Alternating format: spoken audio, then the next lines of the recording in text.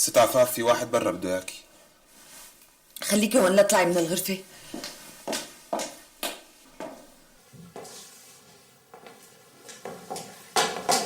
انت شو جابك هلا؟ جاي لك نوراء اجازه، امتى بتحبي نسافر؟ اطلع على اول طيارة. اول طياره يوم الثلاثاء. ما في قبل؟ لا.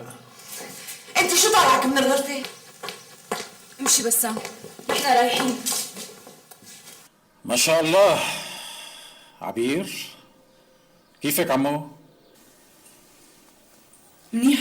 يلا روحي ماما بعدين بنحكي. استني، انا من زمان مستني اللحظه الحلوه هي. منين بتعرفني انت كمان؟ معك حق، كنت كتير صغيره، يا ما حملتك على ايدي ولعبتك هون بأرض ديار. عبد الحميد، لفها وخلي البنت تروح. وين بدها تروح؟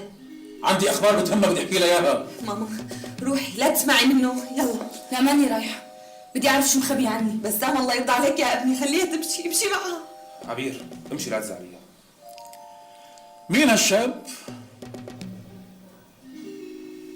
هذا خطيبي. ما شاء الله ما شاء الله، الام والبنت والصهر، عبال الاحفاد ان شاء الله. عبد الحميد، اذا بتحكي كلمة تانية ما تلوم الا نفسك. خليها تعرف، انا حاسس انه انور حبيب الكل وخصوصي عبير. بعدين في شيء جديد بدي اقول لها اياه، انت ما بتعرفي. تبقى احكي بيني وبينك، لا تشغل بال البنت. هي قاعدة، تفضل احكي عمو. لا مرباية ومهذبة والله. كانت تقول له لأنور عمه، وكنت أنا غار، وجابر كان يغار بس ما كان يحكي. عبد الحميد ببوس ايدك تسكت. بدي اياها تضل معنا حتى تعرف. عبير، بتعرفي ليش ابوكي فات على السجن؟ ولك اسكت.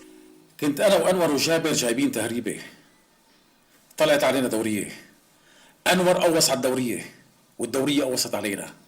انصاب جابر برجله، ركض لعنده انور على اساس بده يشيله، بدل الباروده تبعه ببارودته، تركناه وهربنا. اجت الدوريه قبضت على ابوكي واتهموه بقتل الضابط وحكموه مؤبد. ابي انا محكوم مؤبد.